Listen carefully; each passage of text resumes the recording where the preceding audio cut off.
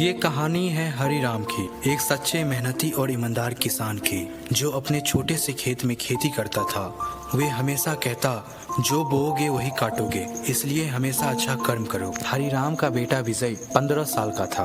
वे अपने पिता की ईमानदारी को देखकर कभी कभी चिढ़ जाता। विजय गुस्से में, पापा, आपकी ईमानदारी से हमें सिर्फ गरीबी मिली है, जरा बेईमानी कर लो तो शायद हमारी जिंदगी भी बदल जाए। हरी राम मुस्कुरा कर बोला, बेटा, दुनिया चाहे जो कर ले, लेकिन कर्म का फल तय है।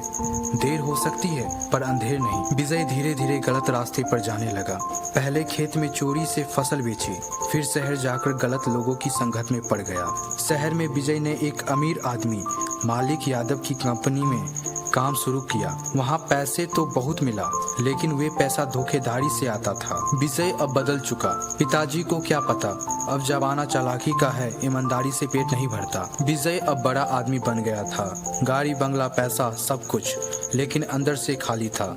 उसका असली रूप एक दिन सबके सामने तब आया जब उस पर करोड़ों की धोखेधारी का आरोप लगा और पुलिस ने उसे गिरफ्तार कर लिया। एक दिन टीवी पे न्यूज आती है, आज एक नामी बिजनेसमैन विजय हरिराम को सीबीआई ने गिरफ्तार कर लिया, धोखेधारी, टैक्स चोरी और जालाशाही के आरोप में। जेल में बैठा विजय अब टूटा हुआ था।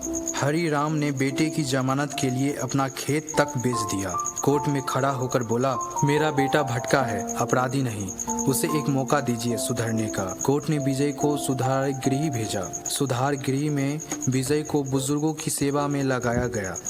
वहाँ उसने जीवन के असली मूल्य समझे, सेवा, करुणा और मेहनत। उसे एक दिन एक बुजुर्ग ने कहा, बेटा, दुनिया की कोई भी गलती इतनी बड़ी नहीं होती कि इंसान सुधार न सके। विजय ने संकल्प लिया, अब वो अपने पिता के रास्ते पर चलेगा। 5 साल बाद विजय गांव लौटा। नशा, गुस्सा, लालच सब पीछे छोड़ चुका था।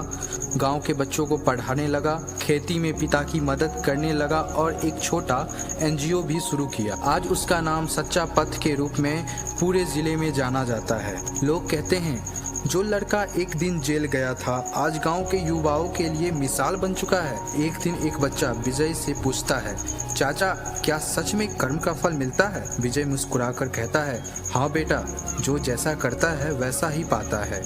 आज मैं जो कुछ भी हूँ वो सिर्फ मेरे पिता की सिखाई ईमानदारी और मेहनत की वजह से हूँ। कभी अपने कर्मों से मत भागो।